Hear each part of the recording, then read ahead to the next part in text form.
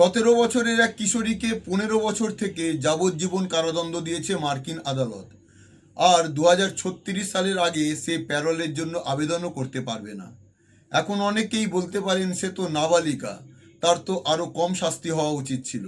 কিন্তু সম্ভবত এই মামলার সবচেয়ে গুরুত্বপূর্ণ দিকটাই এখানেই।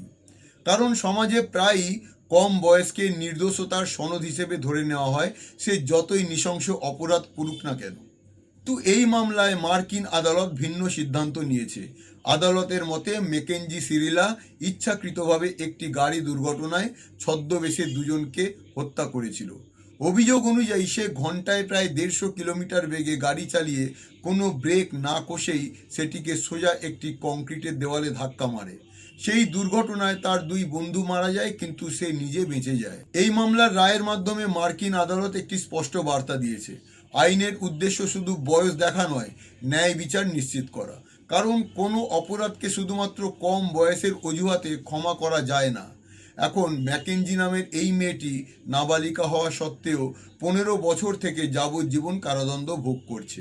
এর অর্থ এই নয় যে 15 বছর পর সে স্বয়ংক্রিয়ভাবে জেল থেকে বেরিয়ে আসতে পারবে।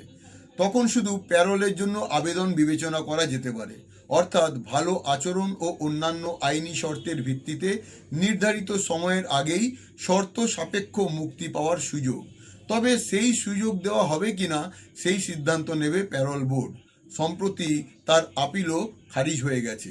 এই ঘটনাটি আবার একটা প্রশ্ন সামনে নিয়ে এসেছে। যদি আদালত মনে করে কোনো অপরাধ ইচ্ছাকৃতভাবে করা হয়েছে, তাহলে কি শুধুমাত্র কম বয়সী শাস্তি কমানোর ভিত্তি হতে পারে? আদালতের নথি ও প্রকাশিত সংবাদ প্রতিবেদনের ভিত্তিতে এই তথ্য উপস্থাপন করা হয়েছে।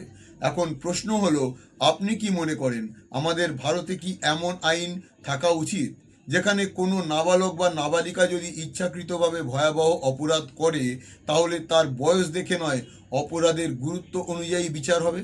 নাকি আপনার মতে এই ধরনের আইন ঠিক নয়? আপনার মতামত অবশ্যই কমেন্টে জানাবেন। ধন্যবাদ।